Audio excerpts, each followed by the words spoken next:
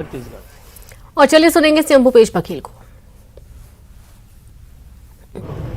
बस इसी संभाग के कुछ जिले के कुछ विधानसभा हो गए हैं, कुछ बचे हैं, उसको कंप्लीट करना है। मुख्यमंत्री जी, निजी नगापार का शुरू से ही आप विरोध कर रहे हैं निजीकरण का। कल भी परिषद में आपने इस बात को उठाया है कि केंद्र को पत्र लिखेंगे। अगर केंद्र नहीं मानती है तो आगे का स्टैंड क्या रहेगा आपका? देखिए, ये तो हम तो जनता के साथ हैं। बस्तर की जनता नहीं चाहती कोई निजीकरण हो, और इसीलिए उनकी भावनाओं को ध्यान में रखते हम लोग विधानसभा में ये शासकीय संकल्प लाए थे कि ये नगर नार को राज्य सरकार को दे दे, इसका निजीकरण ना किया जाए।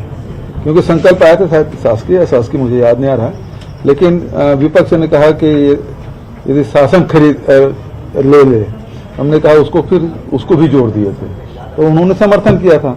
तो भारतीय जनता पार्टी समर्थन तो करती है विधानसभा में, लेकिन बाद में काम उल्टा करती है, चाहे आरक्षण वाला मामला हो चाहे नगर नार के निजीकरण का मामला हो। आरक्षण को लेकर सुप्रीम कोर्ट ने अंतरिम राहत देने से इनकार किया है सरकार का। पीसी दिया है, मतलब ये आप लोग दूसरे पक्ष से सोच रहे हैं, चाहते तो खारिज भी कर सकती थी, लेकिन उन्होंने पूरी सुनवाई करने का, अंतरिम नहीं करके पूरी सुनवाई करेंगे, वो मार्च में होगा। धान खरीदी का सारा रिकॉर्ड टूट गया अब तक का, जो सबसे हाईएस्ट 90।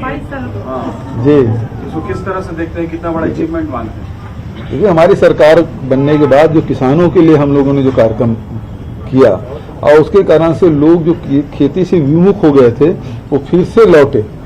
15 लाख से बढ़ के 24-25 लाख किसान, अभी तक 22 लाख से अधिक किसान धान बेच चुके हैं, जबकि भारतीय जनता पार्टी के शासनकाल में 15 लाख किसान धान बेचते थे। तो ये 9 लाख 10 लाख किसानों को बढ़ना 4 साल में, हर साल मतलब 2.5 लाख एवरेज में कृषकों की संख्या में वृद्धि, रकबा में वृद्धि, और धान खरीदी 50-60 लाख मीट्रिक टन से कभी ज्यादा खरीदते नहीं थे लोग।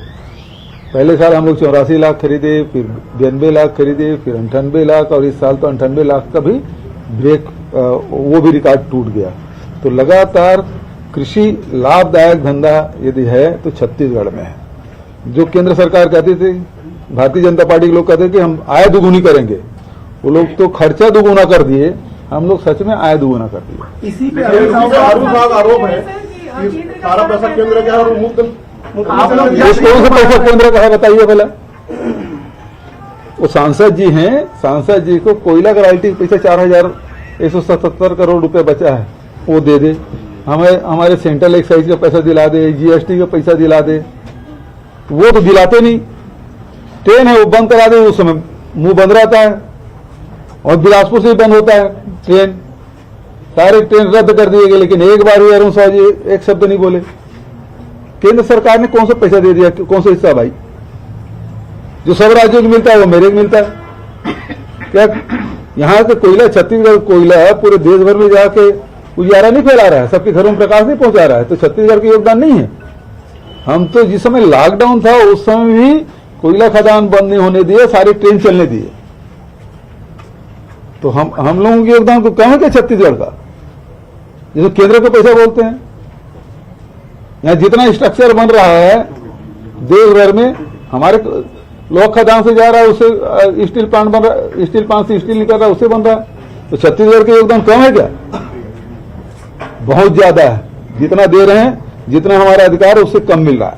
सर एक क्वेश्चन और सर, भारतीय जनता पार्टी नगर निगम और स्मार्ट सिटी के जो मुद्दे उठा रही है भ्रष्टाचार से रिलेटेड, क्या उसको उच्च स्तरीय जांच की घोषणा करेंगे क्या? देखिए, इनके पास कोई मुद्दे थे ही नहीं, 4 साल तक सोए रहे। अब चुनाव आ गया, 6 महीना बचा है, वहां से हंटर वाली चली गई, जामवाल जी भी असफल हुए, अब माथुर साहब आए हैं, वो इनको चाबुक लगा रहे हैं और दौड़ रहे हैं लोग। तो वो जहां तहां कहीं कहीं मुद्दे उठा रहे हैं। अभी जिस प्रकार से बोले ना कि रासुका लगा दिए, अरे आपके शासनकाल में तो 9 बार लगा, और उसको अभियान चलाए हैं भूपेश सरकार में, अघोषित आपातकाल, तो 9 बार लगाए थे, वो क्या था? तो ये इस प्रकार से गुमराह करने की कोशिश लगातार। अरे सुनो भाई, अभी एक बार हो गया, मैं उसको उत्तर दे दिया, आप जैसे चाहोगे ऐसे उत्तर छोड़ दूंगा मैं। गुजरात की तर्ज पर विधानसभा लड़ेंगे, जो 2 दिन अधिवेशन हो रहा है। और इसी के साथ इस बुलेटिन में इतना ही। नमस्कार।